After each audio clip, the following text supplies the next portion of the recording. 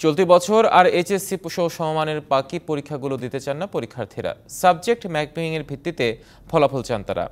এ নিয়ে আরো জানাতে সচিবালয় থেকে যুক্ত হচ্ছেন সহকর্মী ইশরাত জাহান উর্মি। শিক্ষার্থীদের দাবি এবং সরকারের অবস্থান নিয়ে বিস্তারিত জানাবেন।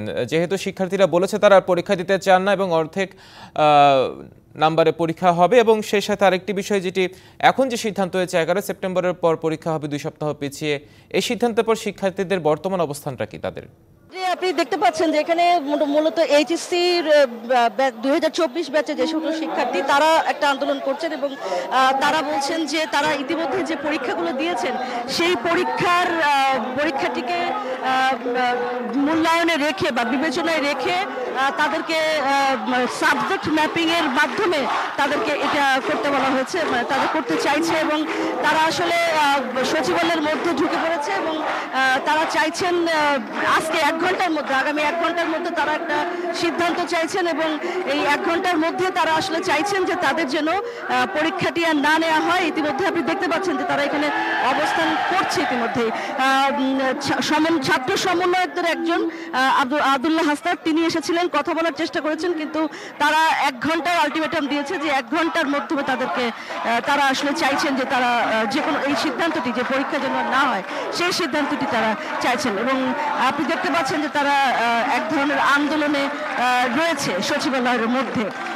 তো আমি একটু 2-1 সঙ্গে যদি কথা বলার চেষ্টা করি যে তারা আপনারা কি আপনাদের দাবিটা, আচ্ছা ওনারা আসলে কেউ গণমাধ্যমের সঙ্গে কথা বলতে চাচ্ছেন না, তারা আসলে চাইছেন তাদের যে দাবি তারা ইতিমধ্যে জানিয়ে দিয়ে গেছেন, ফলে তারা আর কথাও বলতে চাইছেন না। এই মুহূর্তে তারা চাইছেন তাদের পরীক্ষাটি আসলে বাকি পরীক্ষাগুলো যাতে না নেওয়া হয় সেই বিষয়গুলো এবং তাদের যে ব্যানার, সে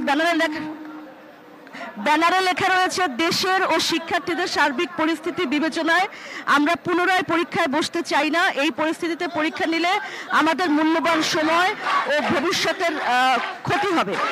সো এটাই আসলে তাদের মূল কথা এবং তারা বলছেন যে এইচএসসি 24 স্থগিত পরীক্ষাগুলো বাতিল এবং বিকল্প পদ্ধতিতে মূল্যায়ন করে খুব দ্রুত পরীক্ষার ফলাফল দেওয়া হোক। কারণ তারা বলছেন যে কোনো বোর্ড পরীক্ষা 5-6 মাস ধরে চলতে পারে না। তাদের সকলের ইতিমধ্যেই আসলে ক্ষতি হয়ে গেছে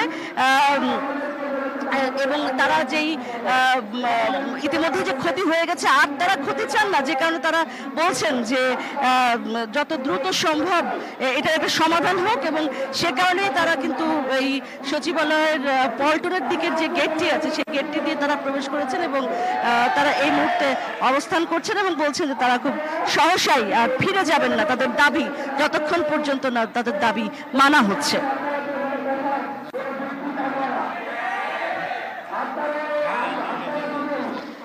হিমাদ্রি, আপাতত সচিবালয় থেকে এইচএসসি শিক্ষার্থীদের এই ছিল আমার কাছে সর্বশেষ তথ্য।